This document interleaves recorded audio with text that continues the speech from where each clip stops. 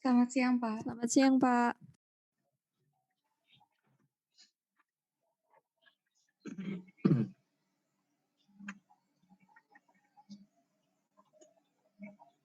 Minggu lalu sampai apa ya kita ya?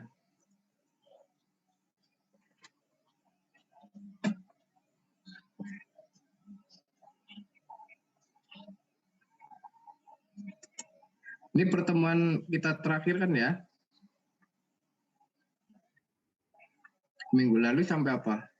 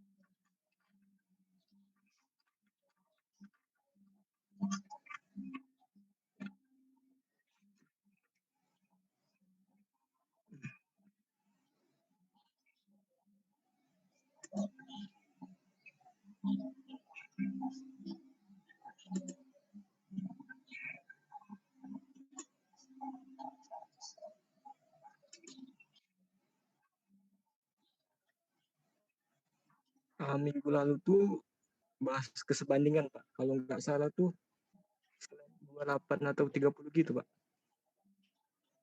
Apa? Minggu lalu tuh kan bahas kesebandingan kan, Pak. Sampai mana? Sampai kalau nggak salah sampai slide 28 gitu, Pak. Kalau nggak salah.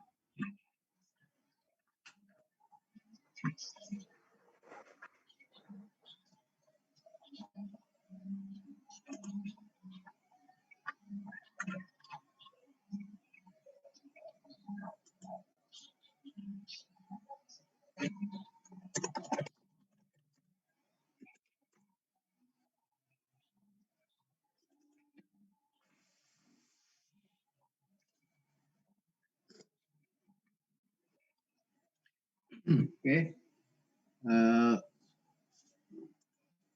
Absen dulu ya. Aditya. Hadir, Pak. Afifah. Hadir, Pak. Ahmad. Hadir, Pak. Amalia. Hadir, Pak. Anita. Hadir, Pak. Anissa. Hadir, Pak. Arsita. Hadir, Pak. Audrey. Aurora. Hadir, Pak. Azhar.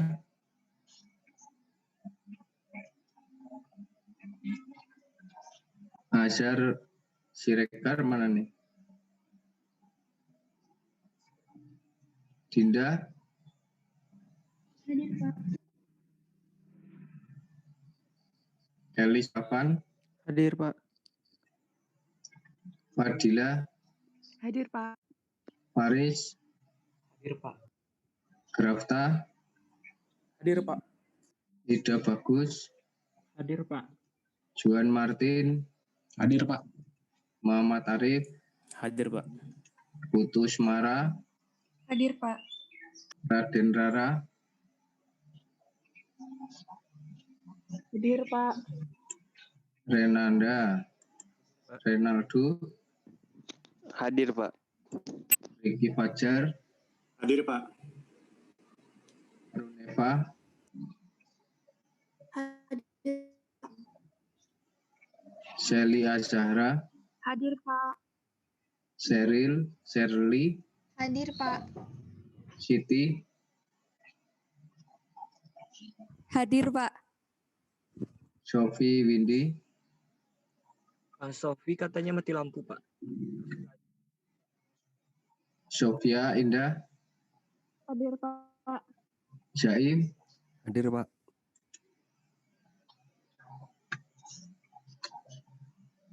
Asar,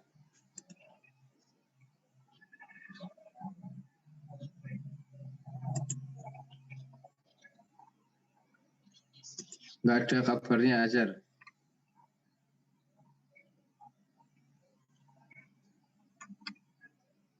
Azhar Mauli Siregar.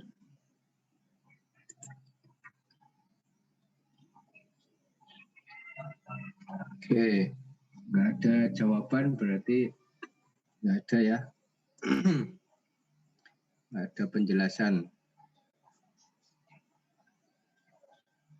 Kita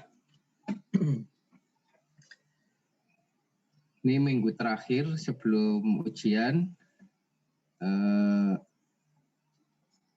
kita review. Jadi kalau ada yang ingin ditanyakan silakan. Masih ada sisa materi, tapi saya lebih fokus ke review dulu. Kalau ada yang ingin ditanyakan atau dibahas, apa yang belum dipahami dari pertemuan 9, 10, 11, 12 ya. Nah, silakan kalau mau ditanyakan ya.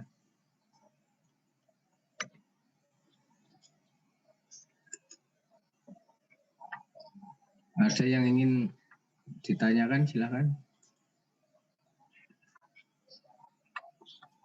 Pak, kamu belum salah. Izin bertanya, Pak. Ya, silakan.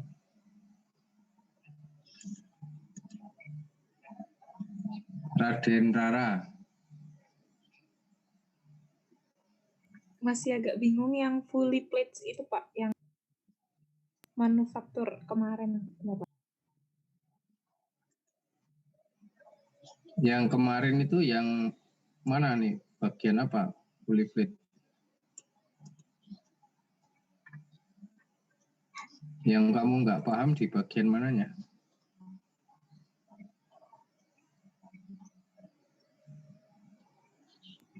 Contohnya, Pak. Soalnya kemarin waktu pertemuan berapa itu kalau saya nggak salah dengar itu ada yang nyebutin contohnya itu Indomaret. Bukannya Indomaret itu franchise ya, Pak. Jadi saya bingung. Nggak ada minggu kemarin yang ngasih contoh Indomaret fully fledged. Iya, Pak. Nggak ada. Kamu salah dengar kali. Ya, Pak. Makasih, Jadi Pak. kalau salah dengar nanti malah mengacaukan keyakinanmu sendiri. Iya, makanya saya tanya, Pak. Makasih, Pak. Jadi kalau fully fledged itu manufaktur yang kalau di slide ini yang dianalisis bandingan ini disamakan full risk manufaktur ya. Itu artinya perusahaan yang menanggung semua resiko terkait dengan proses produksi. Jadi kalau di Indomaret ya tidak ada manufaktur. Nah kalau yang menanggung semua resiko produksi banyak contohnya ya. Perusahaan-perusahaan apa namanya itu makanan, perusahaan industri dasar namanya istilahnya gitu ya, semua yang membuat produk tanpa instruksi dari pihak lain ya itu sudah fully fledged. Mereka yang jual produk-produk makanan ya semua yang berproduksi lah minuman, mainan, makanan kemasan itu fully fledged. Itu contoh paling banyak itu ya fully fledged itu. Izin, Pak. Ya. Mungkin kemarin maksud Rara itu yang pas saya bertanya yang kita bahas tentang Alfamaret itu yang saya bilang di chat untuk Alfamart sendiri jadinya menjalankan fungsi fully fledged distributor ya Pak. Lalu Bapak jawab iya kata Bapak. Jadi benar nggak Pak? Fully fledged distributor ya itu kalau fully fledged tadi kan yang ditanya fully fledged manufaktur kan. Ya, kalau Indomaret itu yang dia bisa dikategorikan sebagai fully fledged distributor bisa. Indomarko-nya ya.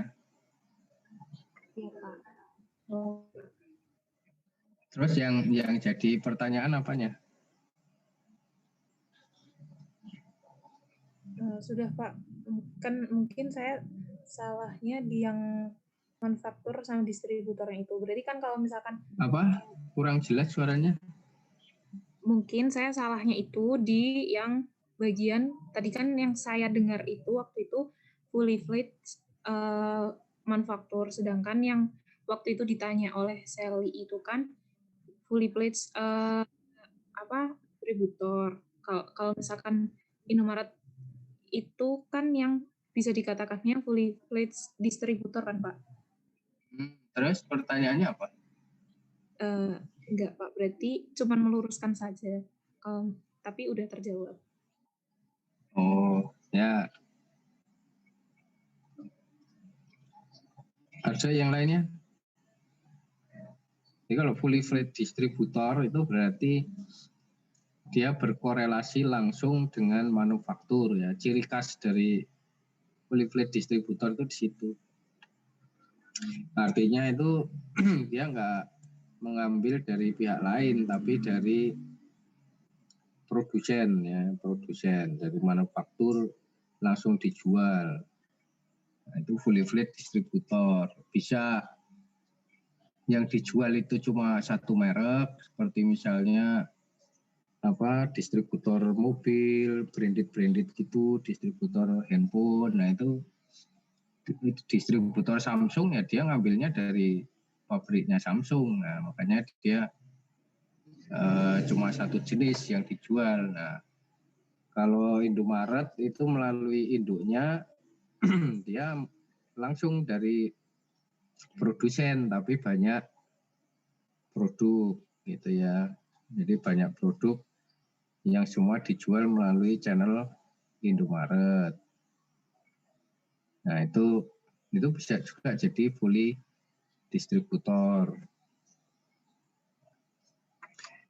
Nah ciri khasnya itu yang kedua selain tadi berkorelasi dengan produsen, dia juga punya intangible asset ya, itu ciri khas dari fully fledged itu dia pasti punya intangible asset.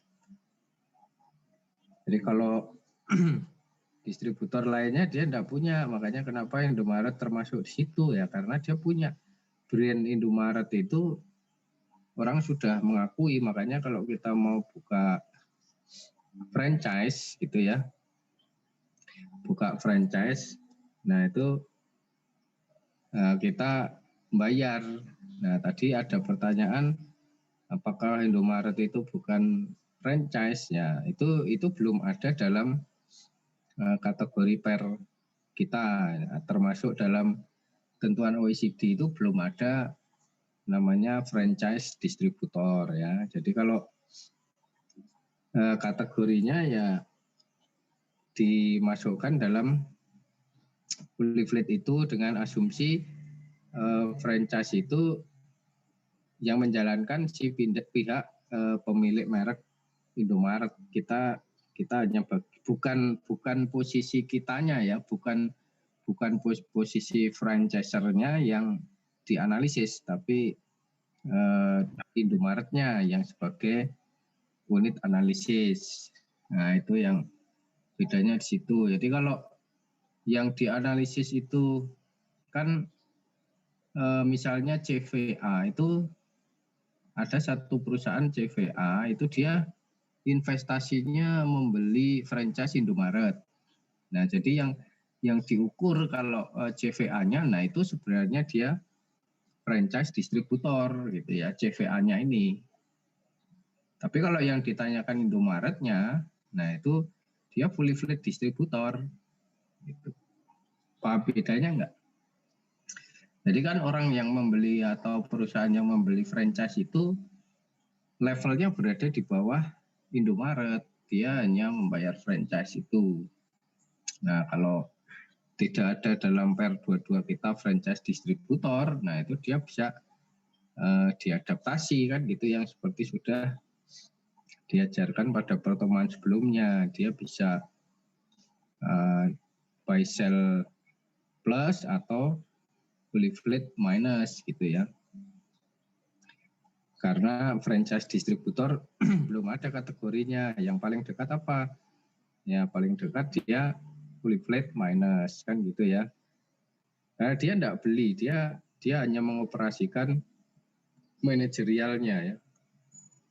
Semua stok-stok dia itu berasal dari Indomaret. Jadi tidak ada yang dibeli terus dijual, buy sell distributor itu tidak ada. Nah, itu bedanya. Tapi tingkat labanya dia lebih rendah dari fully fledged distributor. Karena apa? Ya karena dia harus membayar intangible asset. Ya, intangible asset itu brand Indomaret itu. Makanya kalau kalian punya toko mau diubah jadi Indomaret ya tinggal bayar franchise-nya itu. Kalau sekarang kurang lebih ya 500 lah.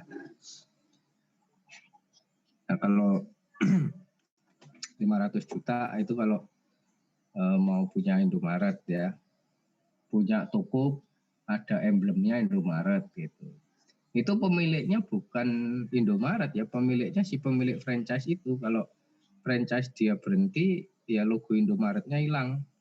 Termasuk semua pasokan dan sistem manajemennya itu hilang. Nah, itu tadi untuk menjawab apa bedanya franchise distributor dengan fully fledged distributor gitu ya. Bisa membedakan enggak?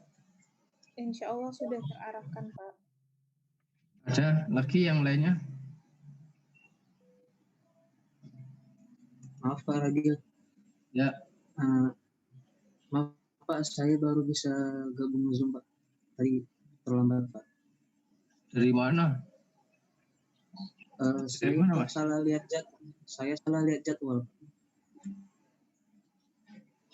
jadwal. Ya. Tadi saya respon di grup WA, tapi saya pikir mulainya jam 14.30 Pak. Jadi saya nggak join Zoom. Iya. Ya kamu udah beberapa kali sih ini saya kasih mark gitu ya. Jadi saya punya absen sendiri di sini meskipun di absen stand itu ya saya jalankan ya, karena itu kan syarat untuk kalian bisa ikut tes ya. Tapi kalau absen yang saya sendiri ada tandanya siapa yang sering telat, siapa yang suka nggak kelihatan gitu ada. Kamu ya boleh aja ikut kuliah gitu ya.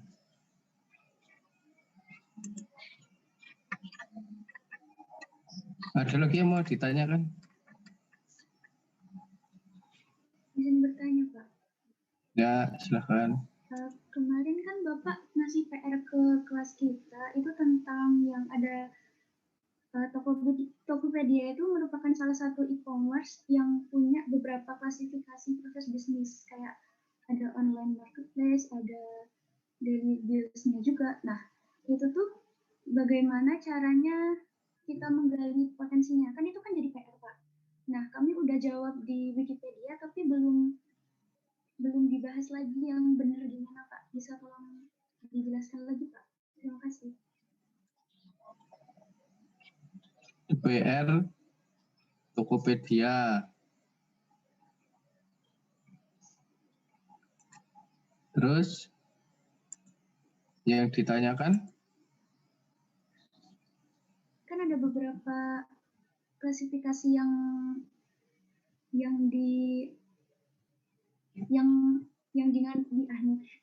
Tokopedia itu masuk ke klasifikasi dia itu online marketplace juga ada daily deals-nya juga. Itu bukannya sudah saya jelaskan ya? Itu jadi PR Pak jadinya Pak. Dan setelah PR itu terus pertemuan sebelumnya itu sudah ganti materi lagi Pak. Tugas probis kelas 57.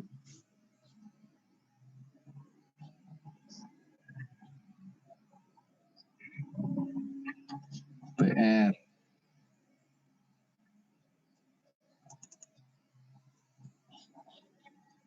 Tulisannya nggak pada bisa dibaca nih.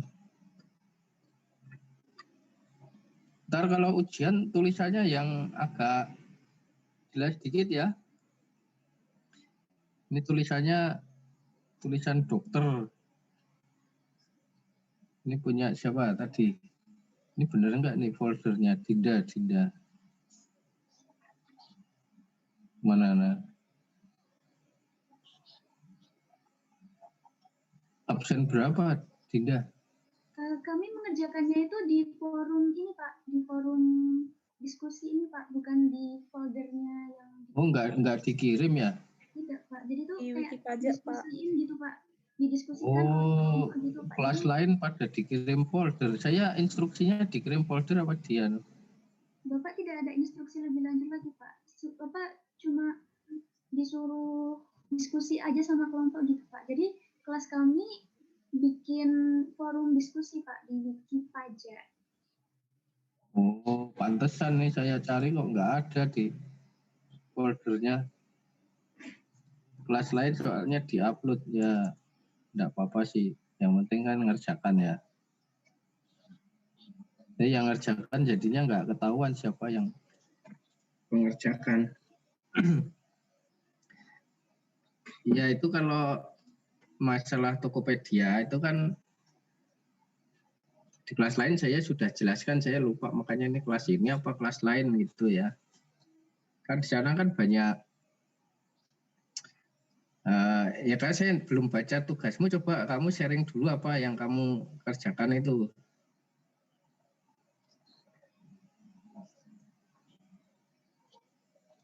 Jawabanmu apa jawabanmu?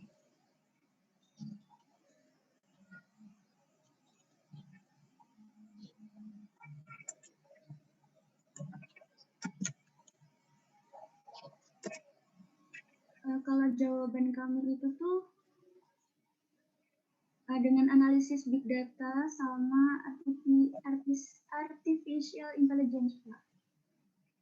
Terus ini dengan kedua pertanyaannya kayaknya enggak gitu deh. Pertanyaan saya itu bagaimana kalau kamu mencari text gap kan?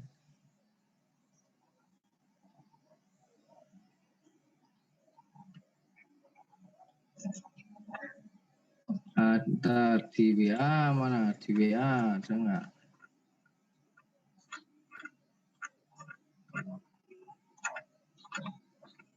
Jadi itu tugasnya itu menggali potensi pajaknya sama tax gap-nya juga Pak.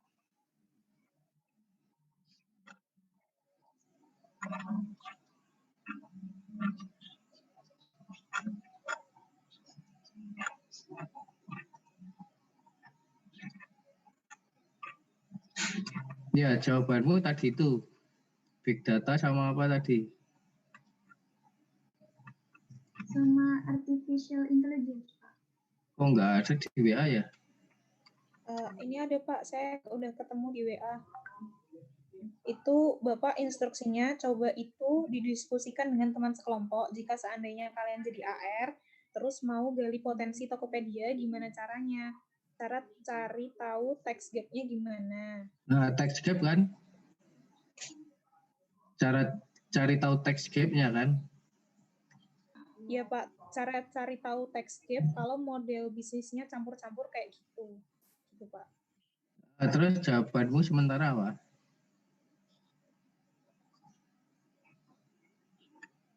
Soalnya saya nyari jawaban PR-nya nggak ketemu ini di forum ya.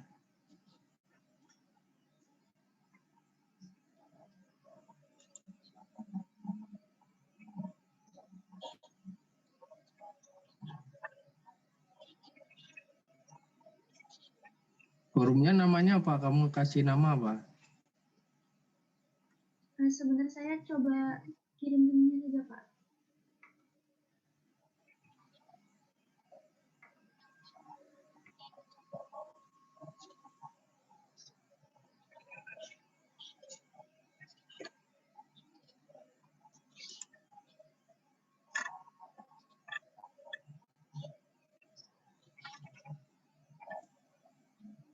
Di chat itu coba Pak, bisa atau tidak ya?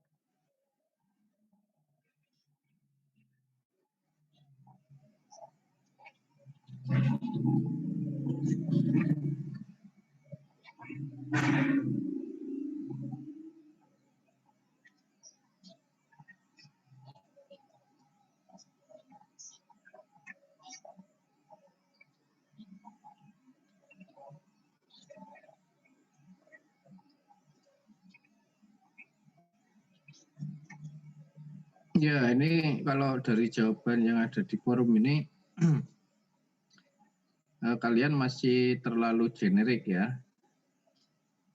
Artinya kalau saya menanyakan penggalian potensi atau tax gap, kemudian mencari pajaknya, ya, mencari nilai pajaknya, itu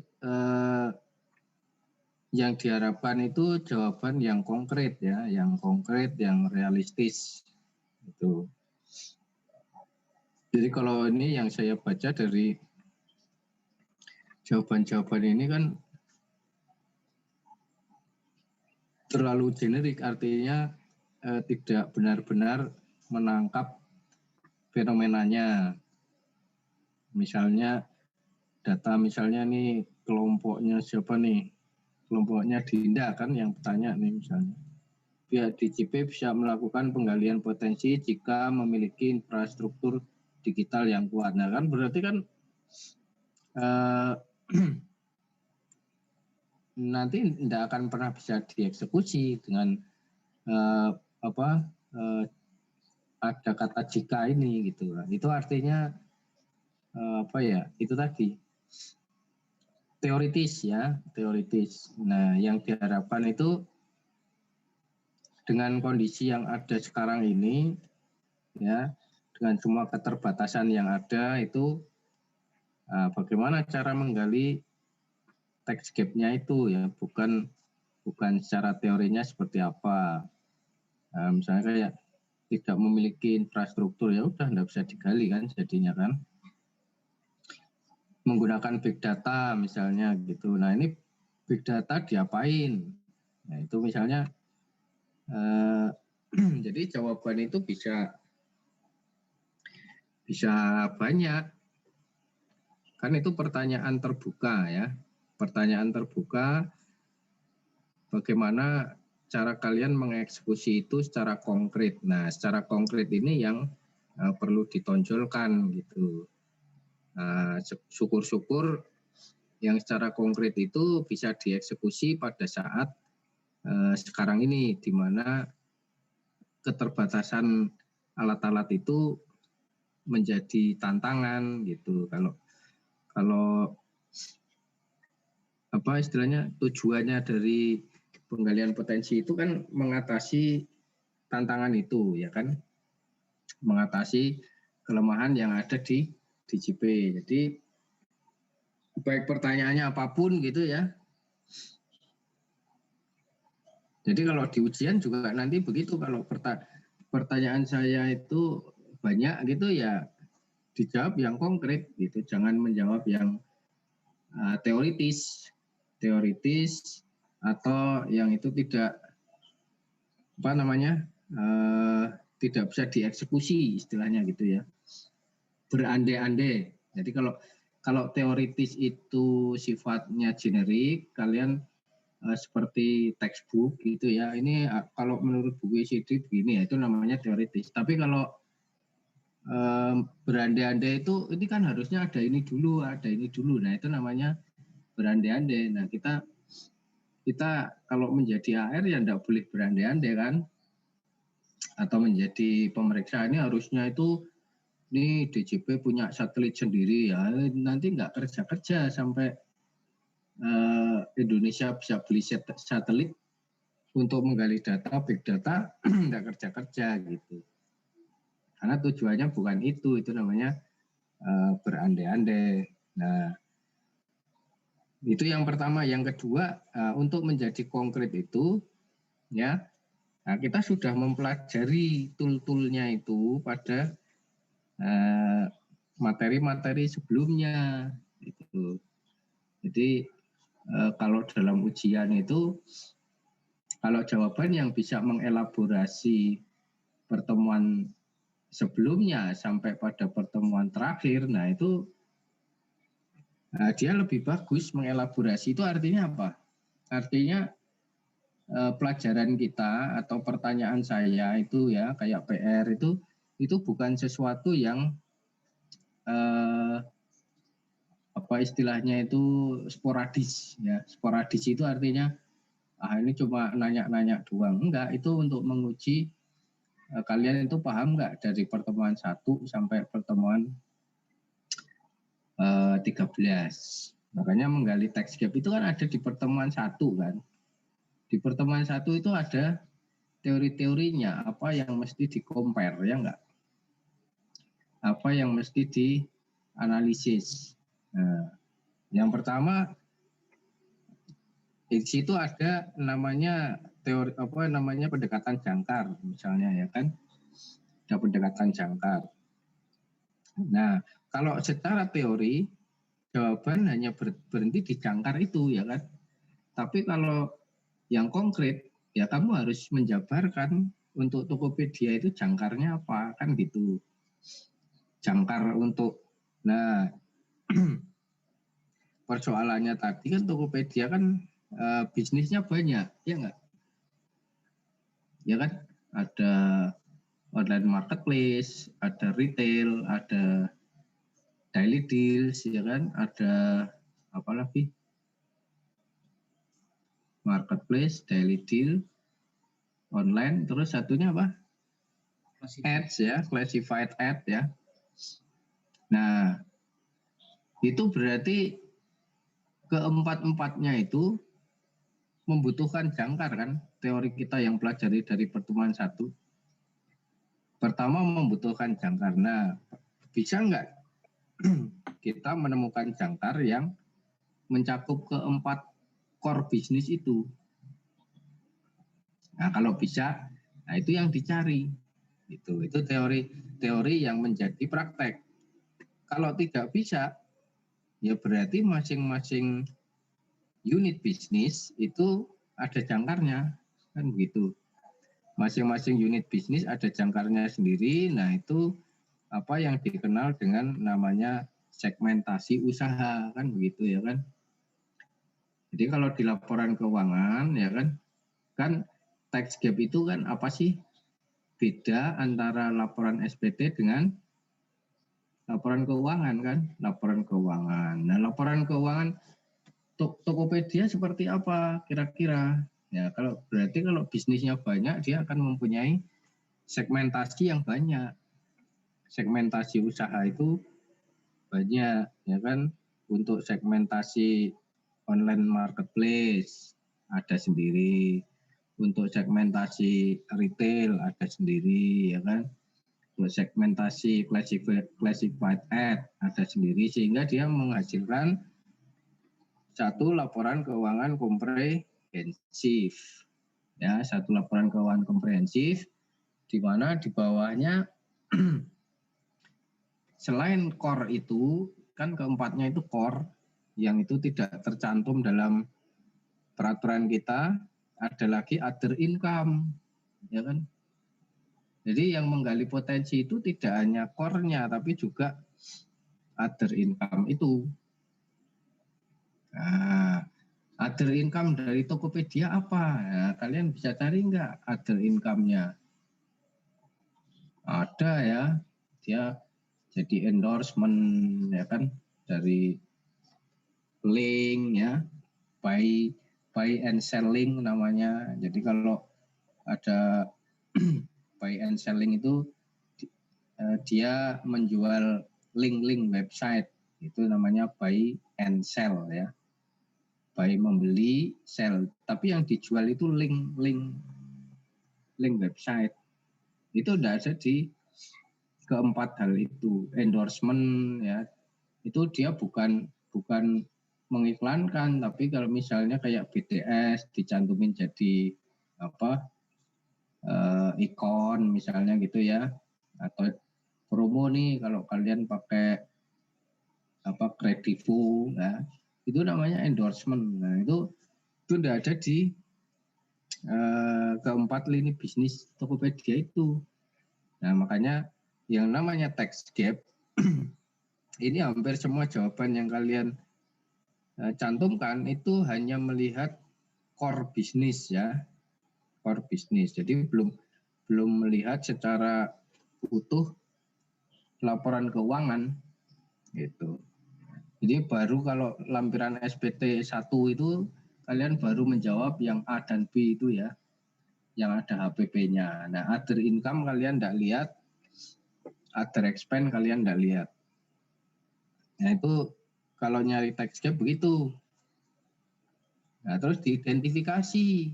Tadi kan jangkar hanya untuk keempat yang utama tadi. Other income-nya perlu jangkar atau enggak? Nah, apakah dia perlu jangkar yang lain? Nah, itu dicari. Kira-kira apa jangkar, misalnya untuk Tokopedia itu kira-kira apa jangkarnya?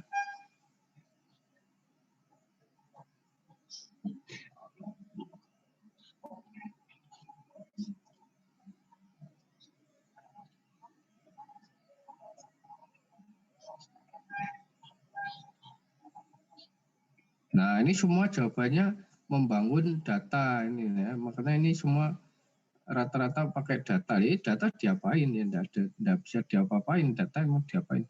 Membangun data operasional.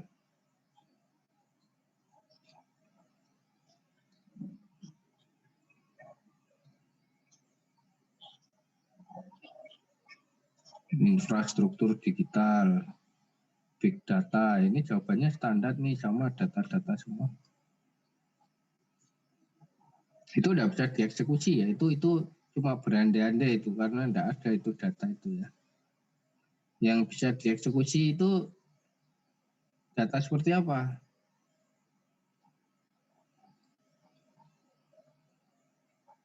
Ini opini orang ini kayaknya nih.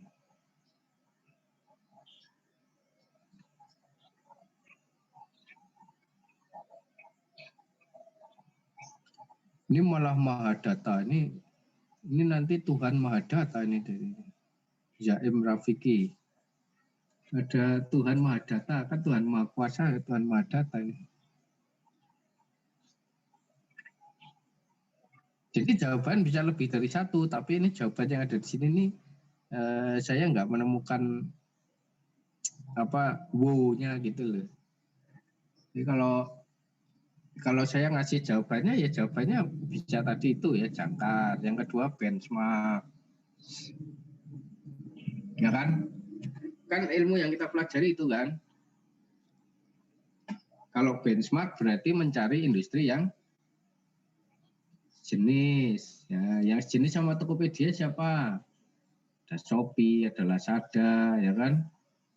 Nah, itu di-compare, itu namanya pakai benchmarking. Nanti posisinya ada di mana? Nah, segmentasi lagi.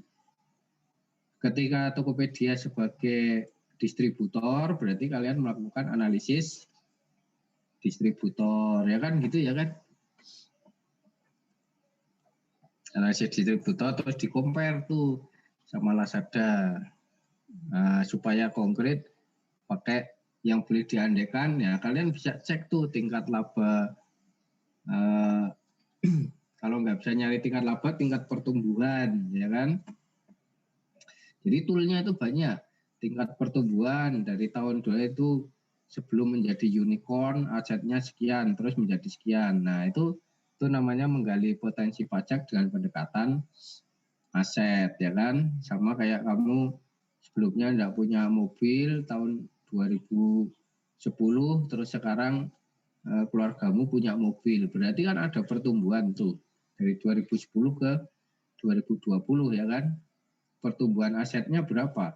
Nah, itu kan residual, itu berarti ada tambahan income yang menambah aset itu. Itu cara lain menggali potensi untuk benchmarking. Tapi itu cuma benchmarking ya. Artinya bukan terus selisihnya tadi terus dikenakan pajak, bukan. Oh, ini tadi dari 2010 sampai 2020 punya tambahan mobil 1 Avanza, berarti nilainya 200 juta. Berarti setahun kamu tumbuh 200 juta. Kita bandingkan dengan tetangga, dia tumbuh berapa. Nah, itu berarti kalau pertumbuhannya itu seimbang, kamu berada di rentang pasar yang sudah kita pelajari, ya kan? Berarti kamu wajar. Berarti setiap bulan kamu punya profit atau benefit, ya, tambahan kemampuan ekonomis, ya, dalam istilah PPH kan tambahan kemampuan ekonomis tuh, ya kan, 200 juta dibagi 12, ya kan, ya kurang lebih kan 8 juta sekian gitu. Nah, itu tambahan kemampuan ekonomis selama setahun, kan gitu. Itu cara kedua. Cara ketiga, jadi tadi ada jangkar, ya. Jangkar, kamu milih jangkarnya harus pas. Nah, itu tadi pertanyaan saya belum dijawab kan, jangkarnya apa. Yang kedua pakai benchmark, yang ketiga pakai benchmarking itu pakai aset tadi, ya kan. Jadi itu konkret bisa dikerjakan. Yang ketiga, kita pakai analisis tadi, analisis pendekatan biaya juga bisa. Ya, ini sebenarnya sub dari benchmark juga, ya. Kalau tadi yang di benchmarkkan profitnya, ya kan.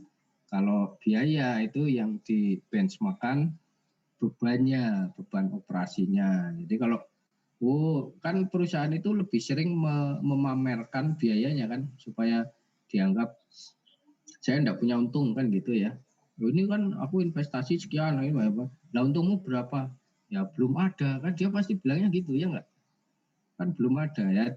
Tinggal dicek pendekatan biaya itu. Apakah biayanya itu bisa comparable atau di benchmark dengan usaha sejenis itu seimbang enggak gitu. Sama aja kamu sekolah, ya kan? Kamu sekolah sama-sama di stan, yang satu biaya pulsanya 1 juta, yang satu 200.000, berarti ada yang salah itu. Salah satu ada yang salah, nggak mungkin dua-duanya benar gitu, ya kan. Nah, itu yang 200.000 atau yang 1 juta yang boros gitu, ya.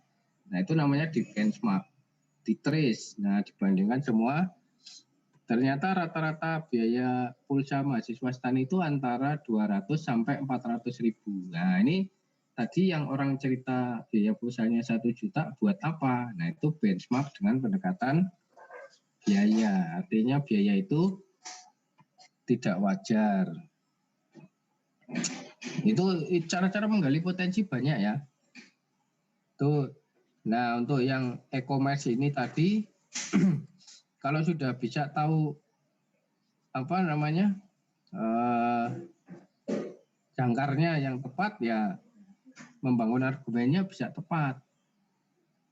Nah, kalau pakai pendekatan data ini ya, ini kalau pakai jawaban kalian itu bukan data dalam arti big data, karena itu tidak bisa diapa-apain ya.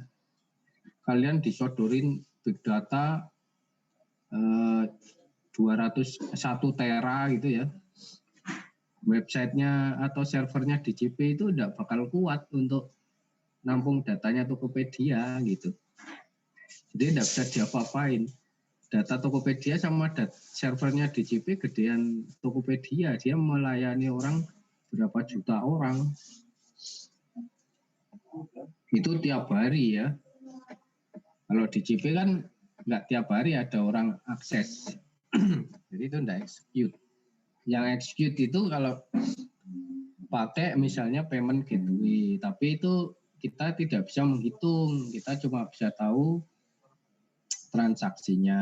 Nah, tapi payment gateway itu ya dia akan memberi trace siapa yang melakukan pembayaran. Nah, kenapa? Makanya karena DJP tidak mampu itu, ya kan? Makanya Tokopedia dan sebagainya itu diberi kewajiban untuk memotong dan memungut PPN, kan gitu ya kan?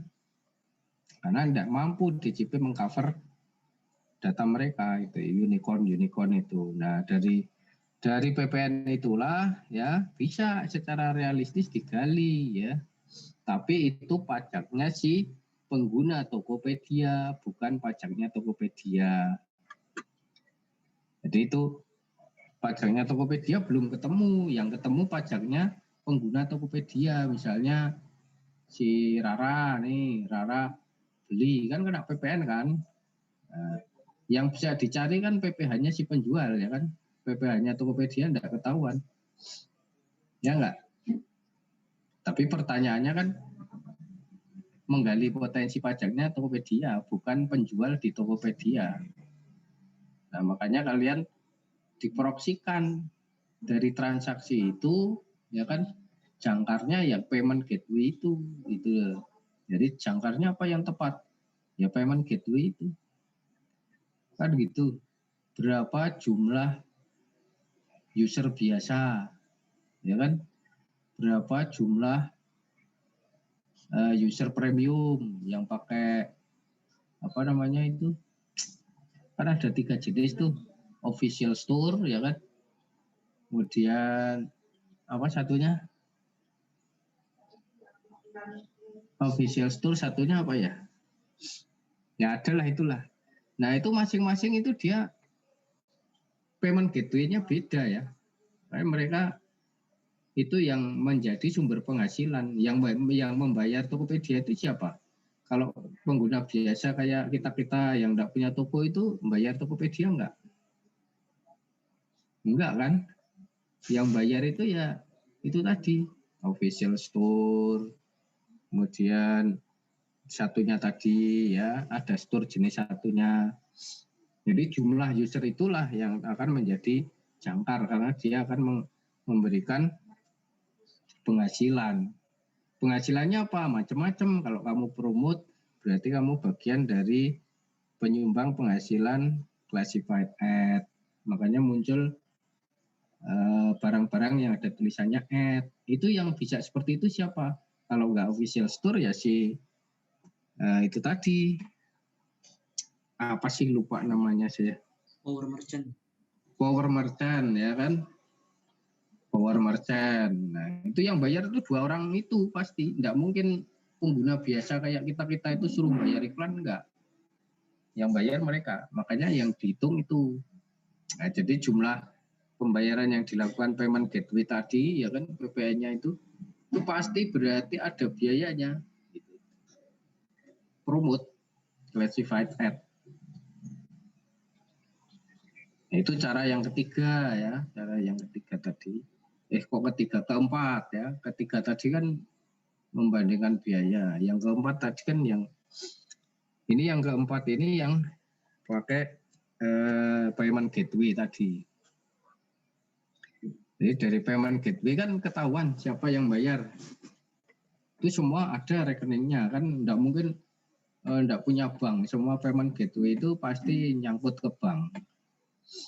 Mau dia pakai OVO, mau dia pakai. Nah, kenapa begitu? Karena kenapa kok payment gateway-nya yang dikejar?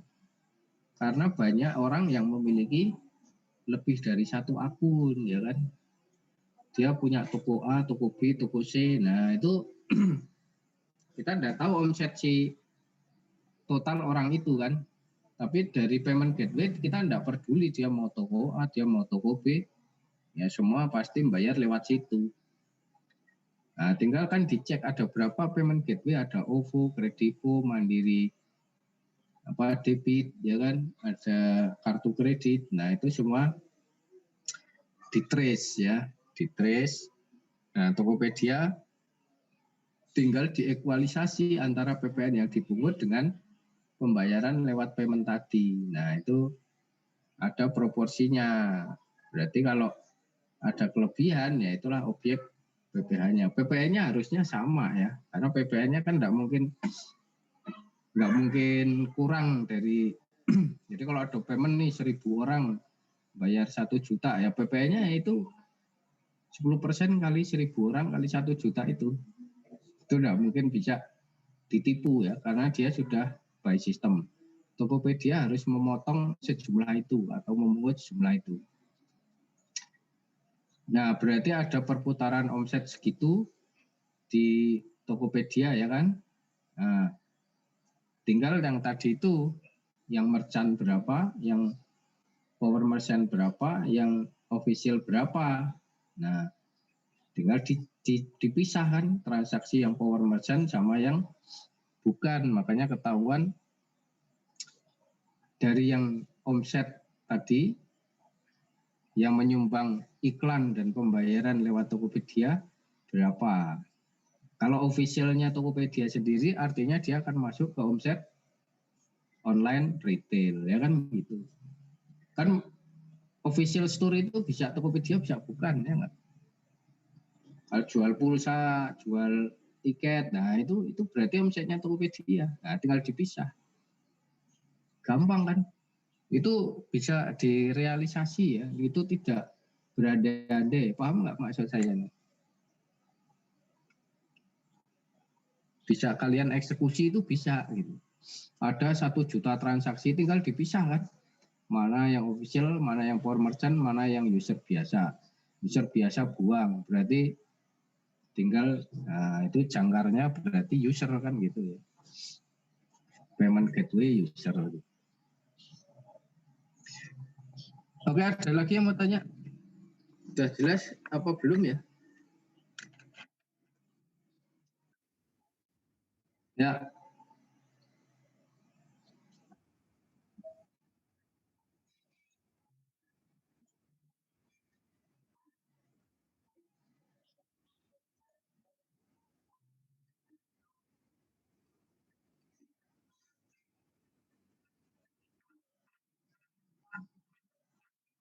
Ya. Nah, yang masuk mana? Itu sama kan kayak pertanyaan sebelumnya, kayak Tokopedia itu masuk mana? Tidak ada, itu belum ada. Jadi kalau di slide itu memasukkan contoh itu kan, itu melihat dari segmentasi ya. Segmentasi. Jadi Tokopedia segmentasinya online marketplace ada nggak? Ada. Nah, itu sama nih, Gojek. Online marketplace-nya ada nggak? Ada. Jualan pulsa, jualan tiket, ya kan? Gotik, ya kan? Go pulsa ini. Itu online retail, online marketplace-nya GoFood, ya kan? Semua marketplace itu, semua orang yang punya warung dia bisa jualan di situ kan, marketplace jadi GoFood. Makanya yang dilihat dalam per DJP itu kan per segmen, makanya itu tidak bisa dieksekusi sepenggal-sepenggal gitu. Itu harus dilihat secara keseluruhan. Kalau dalam tadi saya contohkan dalam laporan keuangan, ya kan, dalam laporan keuangan tadi segmennya ada 4. Nah ini Gojek juga sama itu. Jadi jenisnya belum ada gitu. Jenisnya itu belum ada sebutannya. Dia masih gabungan dari segmen-segmen keempat itu. Makanya itu namanya dalam laporan keuangan namanya segmentasi usaha. Jadi dalam segmentasi usaha itu dalam SPT ya, SPT-nya itu kalau lampiran 1 yang core pokoknya itu ada 4 itu. Other income-nya di luar 4 itu gitu. Nah, itu di laporan keuangan juga nanti munculnya seperti itu. Laporan komprehensif itu mencakup keempat segmentasi usaha ditambah other income ya. Other income itu ya kayak capital gain. Ini akuntansinya masih ingat nggak nih? Ya jangan mau gali potensi akuntansinya nggak ngerti, sama kayak cost accounting-nya nggak ngerti ya repot. Masih ingat nggak komponen other income itu apa aja?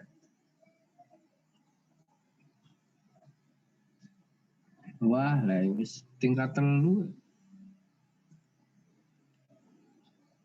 Tapi karena sudah tingkat 3 itu jadi pembenaran kalau lupa ya kan. Kalau tingkat 1 lupa kan nggak boleh. Tapi kalau tingkat 3 wah sudah lupa Pak kan pelajaran 2 tahun lalu ya kan gitu ya kan. Apa other income apa?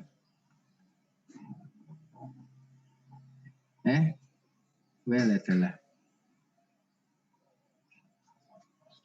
salah lulus sih.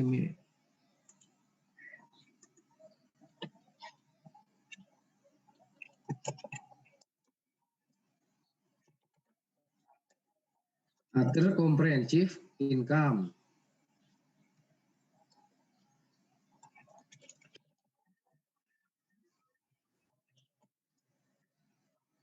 Bunga sewa. Ya, yang umumnya itu kayak selisih kurs gitu ya kan. Selisih kurs, capital gain. Nah, itu masuknya ke other comprehensive income ya kan. Extraordinary item itu namanya extraordinary item itu capital gain. Extraordinary loss, kebakaran gitu ya kan. Itu masuknya ke situ yang sifatnya itu bukan apa namanya day-to-day operation gitu ya, bukan day-to-day operation. Makanya kalau Gojek tadi kan itu day-to-day operation ya, jual pulsa, jual tiket, GoFood, jasa, itu day-to-day operation. Tapi yang di luar itu kayak selisih kurs, dia kan punya pinjaman di Singapura, nah itu pasti ada itu selisih kursnya. Itu masuknya other income. Makanya kalau nyari tax gap-nya itu jangan cuma core-nya doang yang dicari gitu. Itu mahasiswa itu hampir semua yang saya baca PR-nya gitu ya. Dari 3 kelas yang saya ajar itu semua mindset-nya dia mikirnya cuma core-nya, core prosesnya. Dia belum melihat bahwa ada other proses, ada other income gitu. Itu yang kedua, yang lebih parah lagi, yang ditanya Tokopedia, dia jawabnya malah nyari pajaknya penjual di Tokopedia lagi, gimana repotnya. Sama kayak ditanya pajaknya Gojek, dia jawabnya cara mencari penghasilan para tukang ojek. Ya. Itu bukan itu pertanyaannya, itu nanti lain. Kalau gimana caranya kamu menggali potensi pajak dari para tukang ojek, nah itu baru ya. Tapi kalau yang ditanya pajaknya Gojek, ya itu berarti PT Gojek Indonesia itu yang ditanyakan. Gitu. Itu kekeliruan kedua yang sering terjadi ya, sama kayak beda. Gimana cara mencari pajaknya orang yang jualan di Instagram? Nah itu beda pertanyaannya. Yang dicari bukan pajaknya Instagram, tapi orang yang jualan di Instagram. Nah, itu kekeliruan yang sering terjadi 2 itu ya. Jadi kalau kalian lihat lagi skema pertemuan 1 itu tax gap itu mengcompare antara laporan keuangan dengan SPT. Nah, kalian harus menguasai betul laporan keuangan itu isinya apa, komponennya apa gitu ya. Proses bisnis itu hanya mencerminkan biaya dan penghasilan dalam laporan keuangan itu. Makanya kita mempelajari proses bisnis itu akan mencerminkan tadi dalam analisis VAR ya, fungsi aset dan resiko. Aset itu dia akan mencerminkan pada neraca, resiko itu akan mencerminkan pada biayanya, ya kan?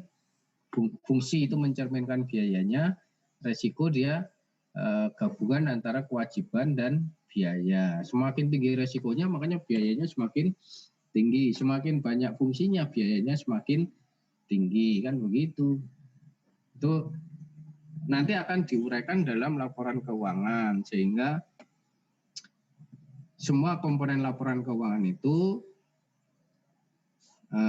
mencerminkan proses bisnis itu atau tidak. Gitu. Yang kedua, SPT itu apakah mencerminkan proses bisnisnya atau tidak. Nah, itu makanya menggali potensi itu melihat menggali potensi dengan pendekatan probis itu melihat apakah SPT tahunan itu sudah mencerminkan proses bisnisnya. Itu sebabnya yang kita pelajari dulu proses bisnisnya. Jadi kalau di contoh tadi Gojek ada proses bisnisnya, ada macam-macam itu ya, ada Gojek, GoFood, GoCar, GoRide, GoMessage, GoTik dan sebagainya. Nah, itu apakah itu sudah tercermin di SPT dalam core Indotla lampiran 1? Yang kedua, other income-nya masuk atau enggak?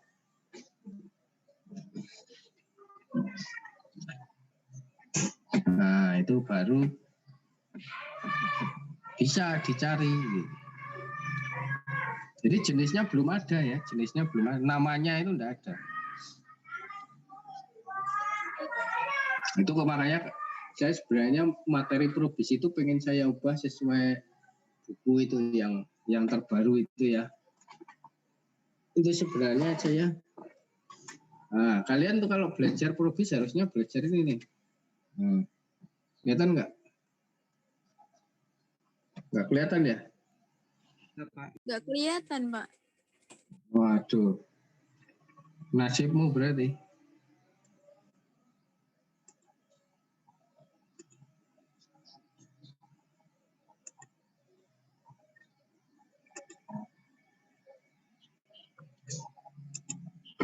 Nih, kelihatan nggak? Nah.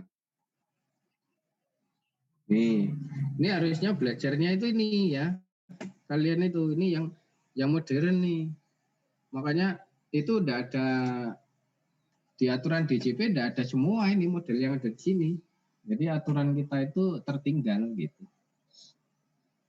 Tertinggal. Makanya kalau belajar ini buku ini yang dipelajari. Kelihatan nggak tadi bukunya? Lihat Pak. Nah, kamu kalau mau jadi bisnismen, kalau mau mendesain bisnis ya belajar buku ini ya.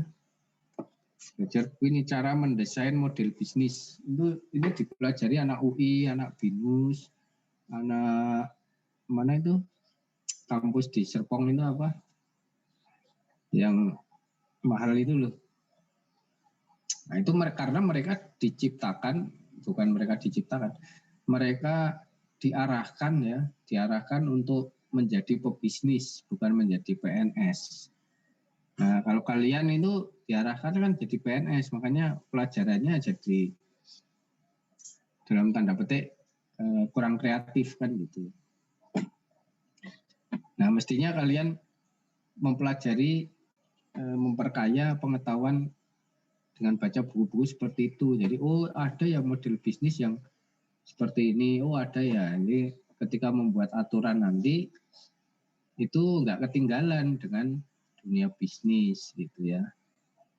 Jadi aturan kita itu tertinggal dengan dunia bisnis, makanya ketika ketemu ya harus diadaptasi begitu ya.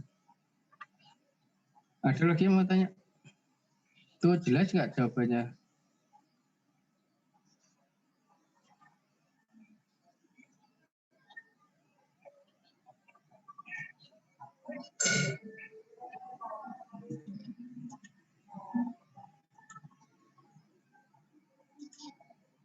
Ada lagi yang lain? Skor tertinggi kelas ini berapa nih?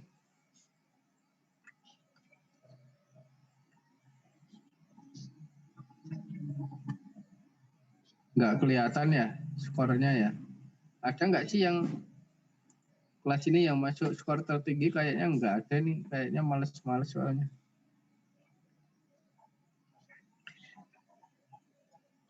Ada nggak yang masuk 25 most active student, ada nggak?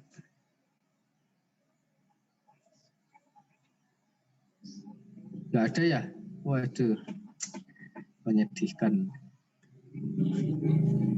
Padahal nih websitenya saya, tapi mahasiswa saya nggak ada yang aktif di sini. Ini gimana? Raden Rara skornya berapa nih? Nggak ada. Skormu berapa? Nah, ini artinya kelas kalian nanti kalau diagregat skornya kan nanti bentuk grafik gini ya. Grafik kayak cermin cembung gitu. Nah, itu nih misalnya nih Dimas Galih itu dia skor aktivitas di sini dia akan mendapat A. Ini karena tertinggi kan. Nanti yang terendah itu yang akan dapat D gitu untuk aktivitas ya, bukan nilai semua. Itu ada grid-nya gitu. Nah, berarti itu sudah secara statistik gitu supaya rata adil gitu dari nilai aktivitas. Berapa Ra? Aktivitasmu berapa Ra?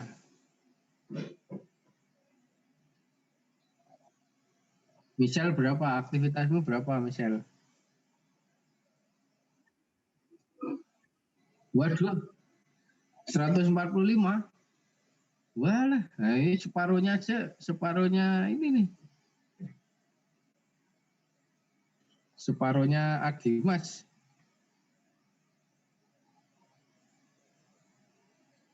Kamu lebih aktif di Instagram sih jadinya. Padahal di Instagram nggak dapat poin. Ini di Wiki Pajak dapat poin. Ini siapa nih? Hitam ini siapa nih? Gambarnya hitam. Lainnya pada hilang.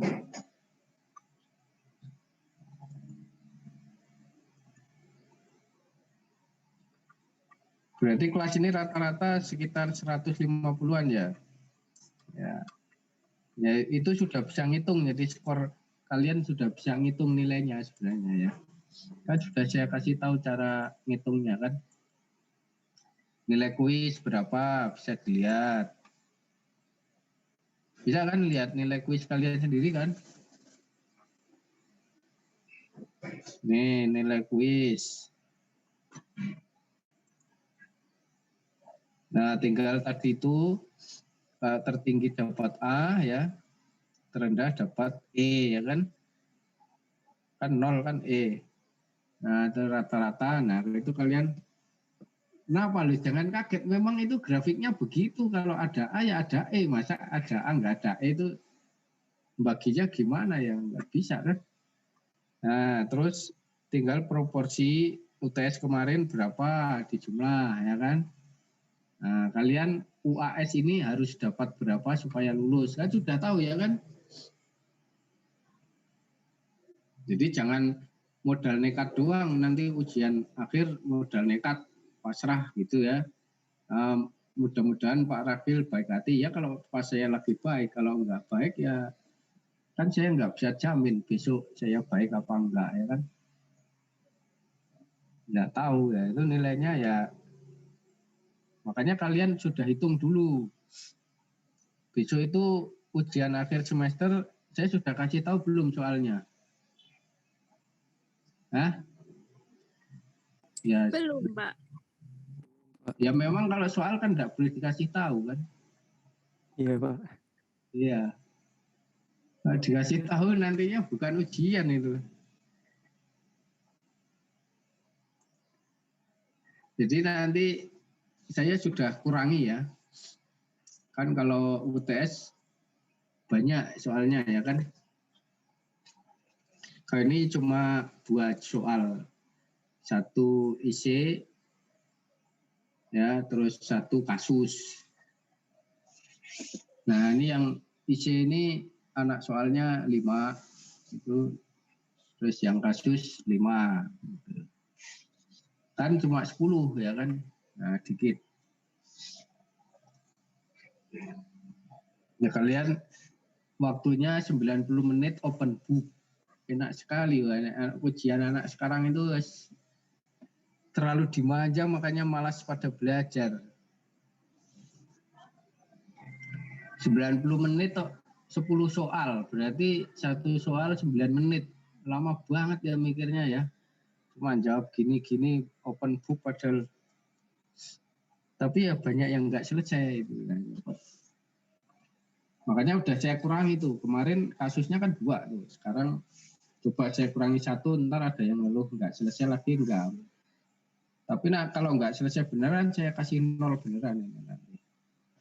Nah kan udah baik hati ya, soalnya dikurangi masih tetap baik, enggak, waktunya enggak cukup. Ini sebenarnya nunggu jawaban teman dikirim apa ngerjain sendiri. Kalau nunggu jawaban teman dikirim ya lama, nggak selesai-selesai. Temennya kan mikir dulu, nanya udah belum, ini waktunya tinggal 30 menit ya belum. Nah, pas dikirim jawaban temennya udah 15 menit terakhir, nyalinya kayak tulisan cakar pitik itu, ditarik-tarik nggak karu-karuan itu ya kan.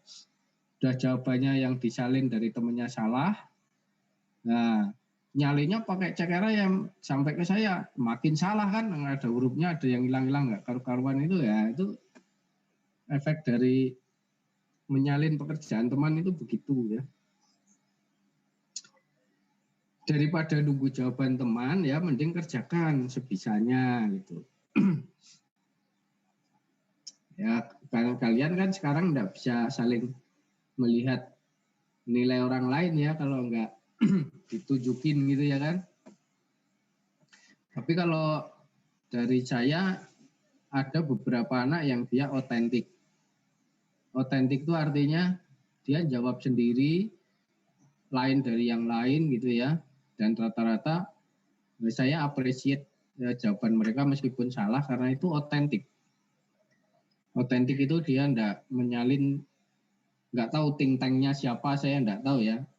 Karena jawaban anak itu 70% lah. 70% itu sama, itu artinya ada sumber jawaban yang sama yang di-share.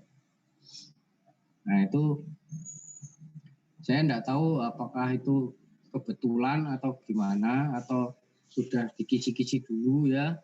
Pokoknya pertanyaannya apa, jawabannya ini. Nah itu repot itu. Jadi sudah disetting dulu, nanti kalau soal probis itu jawabannya itu pasti nih yang keluar. Jadi satu angkatan itu jawabannya sama meskipun soalnya lain gitu. Yang ditanyakan sama ini jawabannya itu tidak nyambung. Tapi karena seragam semua ya kan, dari angkatan itu ya sudah skornya seragam semua, 4 semua dari 10 ya kan. Gampang ngoreksinya. Nah itu makanya yang otentik itu wah ini salah nih, tapi dia otentik nih, dia enggak jiplak dari kisi-kisi angkatan itu, think tank angkatan ya, saya kasih 7 kan gitu ya. Meskipun salah, tapi dia berani salah gitu. Berani melawan arus dalam artian begitu. Itu enggak hanya probis sih. Saya ngajar dulu pajak internasional itu juga gitu. Jadi kisi-kisi yang dibuat angkatan itu belum semua ya pada stres tuh di Instagram. Wah soalnya susah apa-apa segala macam ya kan. Nah ngandelin think tank angkatan. Saya sudah ngasih tahu dari tingkat 1 yang ketemu saya, soal saya itu enggak bisa diprediksi. Pasti saya ubah setiap tahun. Jadi kalau ada think tank yang memprediksi soal dengan poskonya saya ya, mau audit, mau probis, mau pajak internasional, pasti meleset.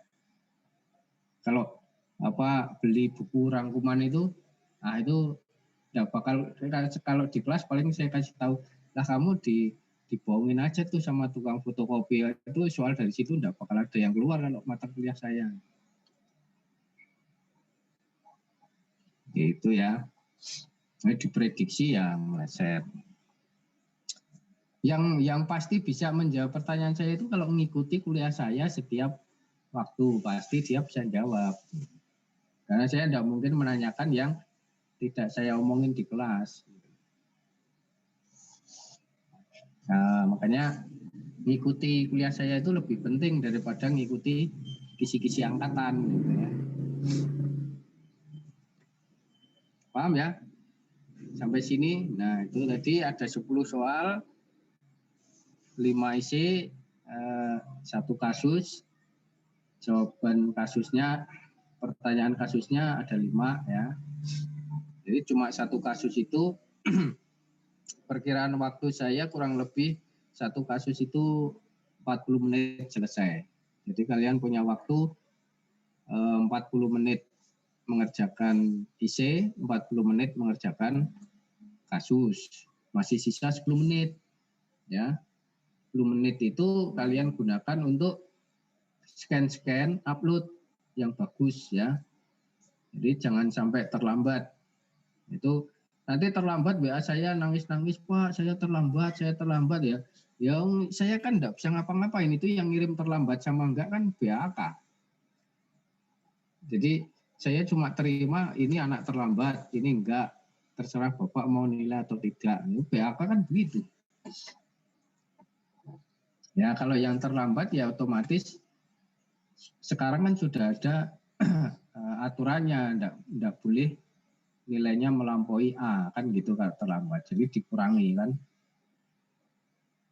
Jadi kalau misalnya Michelle itu benar semua dapat 80, Anissa telat 1 menit gitu ya, ya dia meskipun benar semua dapat 60 gitu.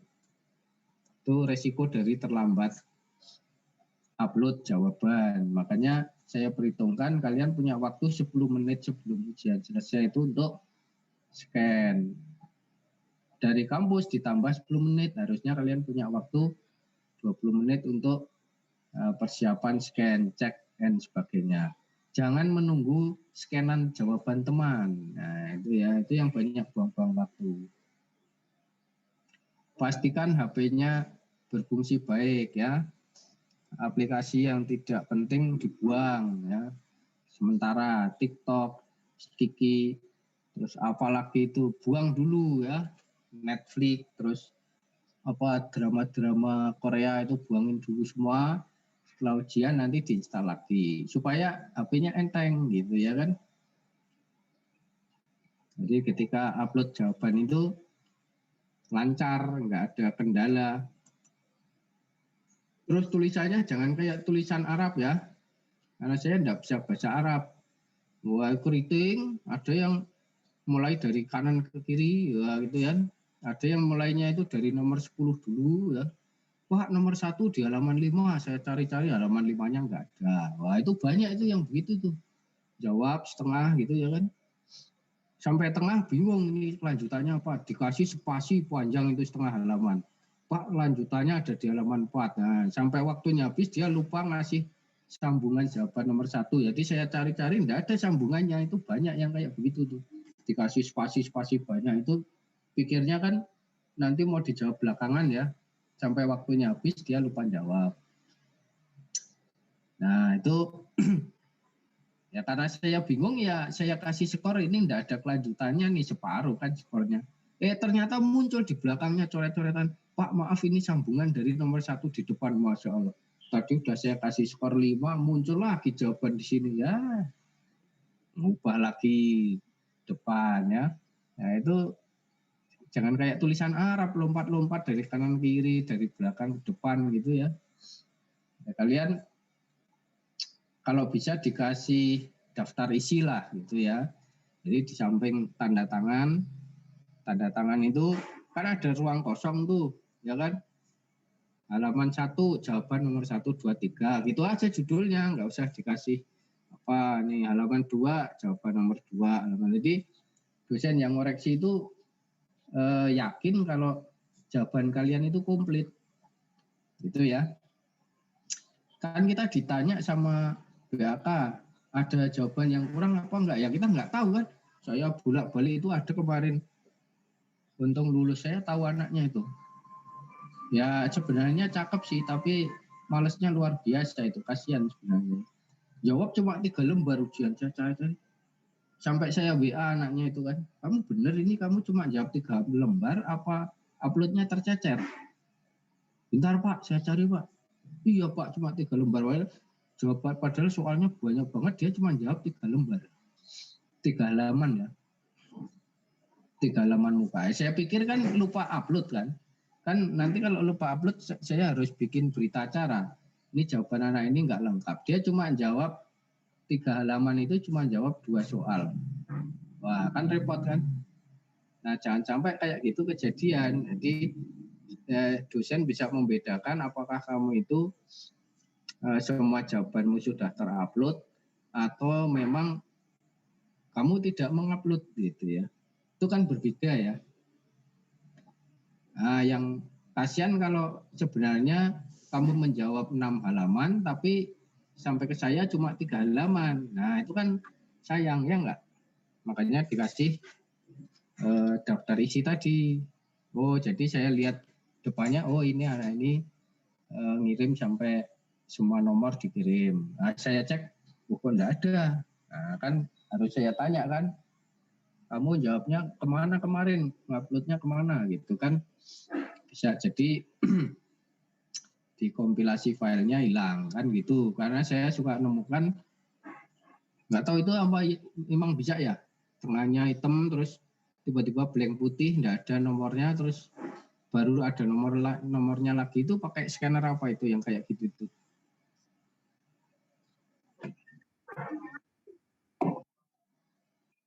Kamu suka error apa scannernya yang error? Cam scannernya itu bisa ngeblank putih gitu ya?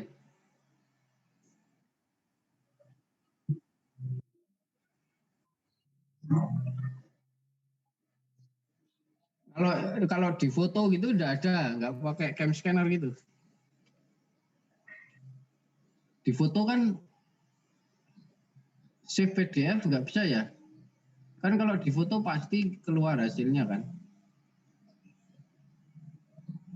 Ya pokoknya nanti diuji coba dulu lah sebelum apa. Saya tahunya pokoknya apa yang saya terima itu ya saya anggap itu yang kalian kirim gitu. Makanya supaya saya nggak salah apa namanya salah menerima jawaban soal ya.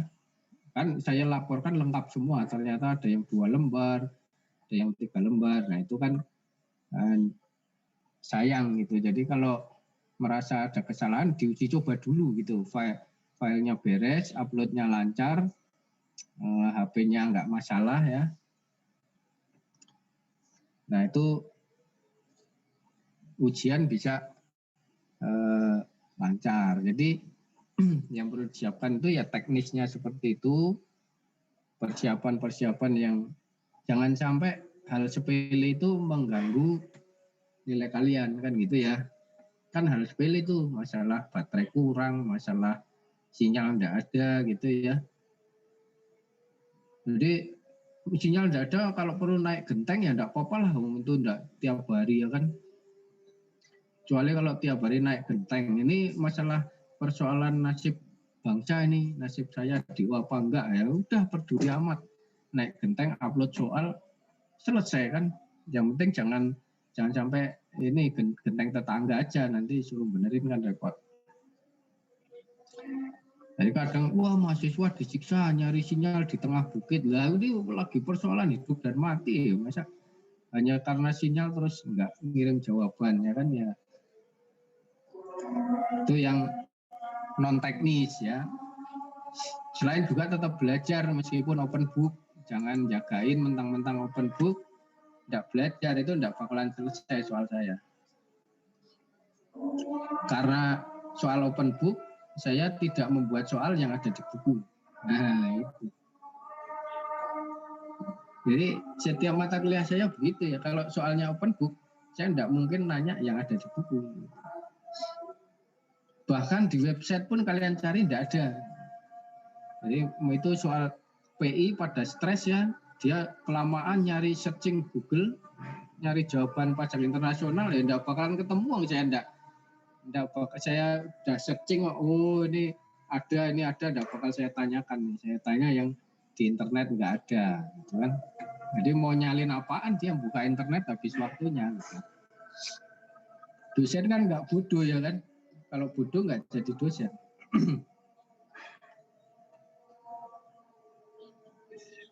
Nah itu mahasiswa jangan ngakali dosennya. Dosen ini kan terlatih. Nah itu kira-kira yang saya sampaikan. Mudah-mudahan bisa kalian buat persiapan ujian ya. Persiapan fisik juga penting, jaga kesehatan ya, jaga sehat itu ya tidak hanya jasmaninya gitu ya, sehat rohaninya ya. Nah kalau sehat jasmaninya gitu tapi ketawa sendiri terus ya kan malah stres dosennya. Ini anak ini secara fisik segar gitu ya kan, ketawa terus tapi kok error gitu ya, repot kita. Jadi jasmani dan rohani gitu ya dijaga. Supaya fisik itu kalau rohaninya sehat, fisiknya bisa lebih segar. Tapi kalau kalian stres, mikir banyak tugas gitu ya kan, wah ini banyak tugas, banyak mau ujian, tugas probis 2, tugas pensos 1, tugas bahasa Indonesia 1, manajemen keuangan 1, komunikasi bisnis 1, wah banyak sekali ya kan.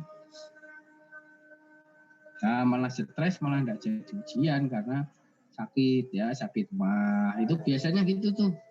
Kalau orang stres tuh sakit mah, sakit lambung gitu ya kan.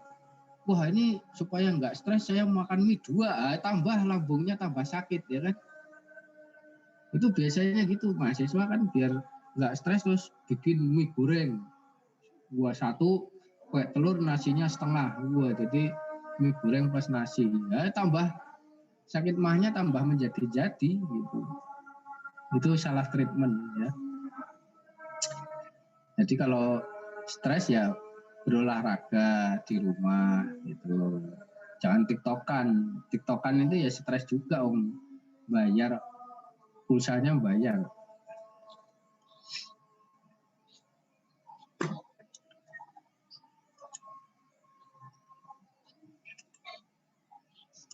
Ada yang mau disampaikan sebelum kita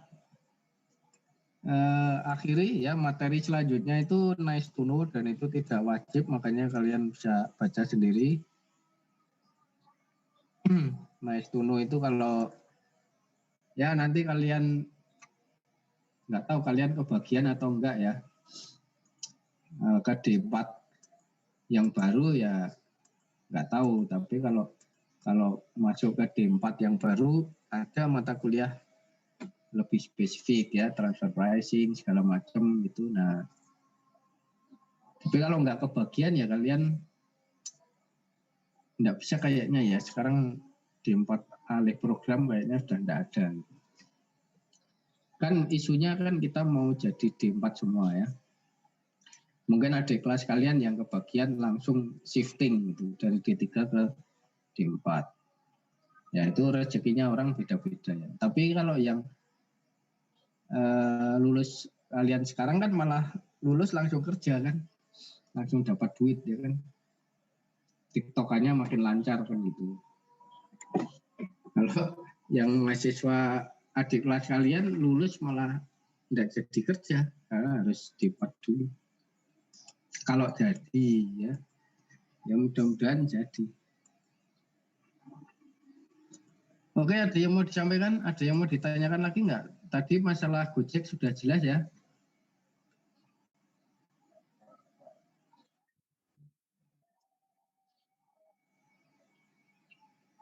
Fadila kemana nih Fadila?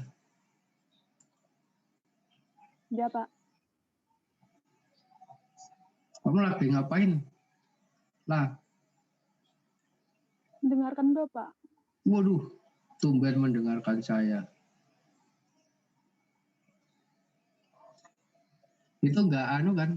Nggak sedang mengambil hati gitu kan? Ya, biar bapaknya terus saya bilang dengerin bapaknya padahal ya nggak juga gitu.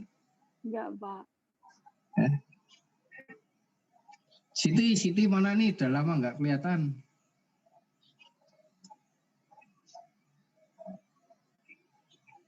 Wah, ini Jaim. Hadir, Pak. Ini Siti malah bangun tidur nih gimana nih?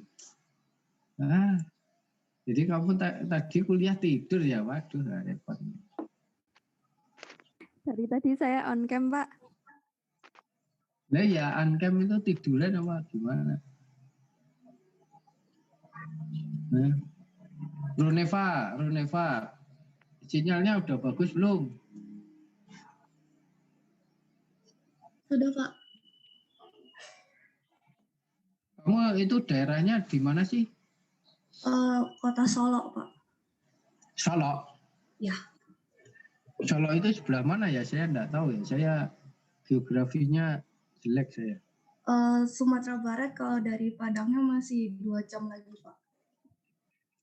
Oh, kamu dulu bilangnya dari Padang sih, makanya saya enggak percaya sinyalnya jelek. Ya, soalnya jarang yang tahu gitu. Oh, jarang yang tahu ya. Wah, kamu meremehkan teman-temanmu ini kayaknya nih. Masa nggak tahu Solo itu gimana? Sekarang sinyal udah bagus. Udah, Pak. Kemarin itu wifi-nya nggak hidup jadi. Iya, kalau wifi hidup kamu malah lari nanti dia jalan-jalan kan ngeri ya. Wifi yang nggak hidup lah.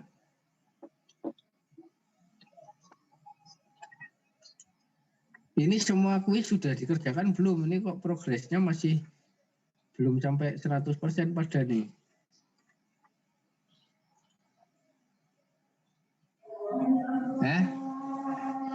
Harus Sedikit lagi, Pak. Kapan mau diselesaikan? Wah, ini siapa nih? Elisa Van. Iya, Pak. Kamu satu semester nggak ke kampus kelihatan menua dengan bijak kayaknya ya. Di rumah terus, Pak. Di rumah terus ya. Jadi makin putih gitu ya. Iya, Pak. Bagus lah.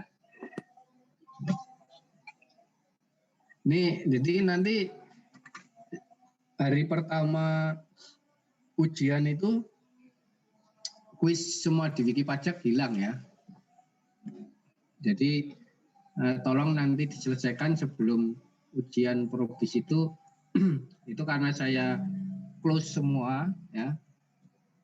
Jadi saya itu ya developer websitenya ya adminnya. Jadi ada mahasiswa yang maki-maki adminnya itu ya saya cuekin aja tuh. Kalau saya bilangin dosennya, ini mahasiswamu nih maki-maki admin Wiki Pajak, dia nggak tahu adminnya saya kan. Nah itu ya biarin aja gitu. Mahasiswa STAN, jadi saya jadi tahu mahasiswa STAN itu seperti apa ya. Kalau sama dosen itu ya kelihatan bagus-bagus itu. Tapi kalau sama yang bukan dosen, wah salah itu bisa galaknya kayak itu ya, kayak ngomelin customer service gitu. Nah itu saya jadi tahu tuh mahasiswa STAN itu. Nah saya kan punya kepribadian ganda, saya banyak ya. Ada di mana-mana, di Instagram ada, di Facebook ada, di website ada gitu ya. Jadi saya bisa tahu mana mahasiswa yang di kelas dan di luar kelas itu konsisten, ada yang enggak gitu ya. Yang kalau sama orang lain galak, kalau sama dosen karena takut dikasih nilai jelek terus sok baik-baikin. Ada yang sama dosennya baik-baikin, di luar dia maki-maki sana sini. Wah, ada itu, saya sering baca line juga ya. Wah, masih STAN nulis apa di line itu. Saya juga punya line juga ya. Ya senang saya ngikuti mahasiswa itu. Jadi aslinya kelihatan gitu. Nah, nanti kalian selesaikan ya sebelum saya close. Nah, ini kalian bisa diberitahukan juga ke teman-teman angkatan ya. Kan kalian ada ikatan angkatan ya, PAIC angkatan. Jadi kenapa saya tutup duluan, karena kita mau rekap nilai UAS itu waktunya lebih pendek daripada UTS. Jadi semua nilai harus sudah masuk. Sebelum nilai ujian keluar, nilai kuis sudah harus selesai. Nah, itu makanya saya akan tutup duluan, saya tarik nilainya, meskipun dia baru mengerjakan 2 kuis, 3 kuis, ya salah dia sendiri gitu ya. Kalau ada 9 kuis, dia mengerjakan 2, berarti nilainya itu misalnya nilai 1 dapat 100, nilai 2 dapat 100, dibagi 9. Karena ada 9 kuis gitu. Jadi sampai titik mana dia selesai, yaitu akan dibagi dengan jumlah total kuis. Gitu. Itu kalian bisa infokan buat nakut-nakuti teman kalian gitu. Ditakut-takuti ya kan. Ya bukan nakut-nakuti, biar serius gitu loh. Ya kan enggak mau nakut-nakuti ya. Ya serius, masa itu kemarin baru ada WA saya. Pak, akun saya keblokir, baru ngerjain kuis 1. Bayangin, minggu terakhir mau ujian baru ngerjain kuis 1. Bukan kelas saya, tapi pastinya dia. Kalau kelas saya enggak bakal berani begitu. Kelas saya kan baik-baik ya. Kalau itu pasti kelas nggak jelas, itu dosennya nggak tahu siapa gitu. Nah, saya tegur dosennya, ini gimana sih mahasiswa kok baru kuis 1 minggu terakhir mau ujian gitu. Nah itu ya. Nah, itu jangan sampai kejadian, karena nanti dia dapat, kalau 1 keblokir kan 60. Kalau ada 9 kuis, 60 dibagi 9 nilainya berapa? 60 dibagi 9 berapa?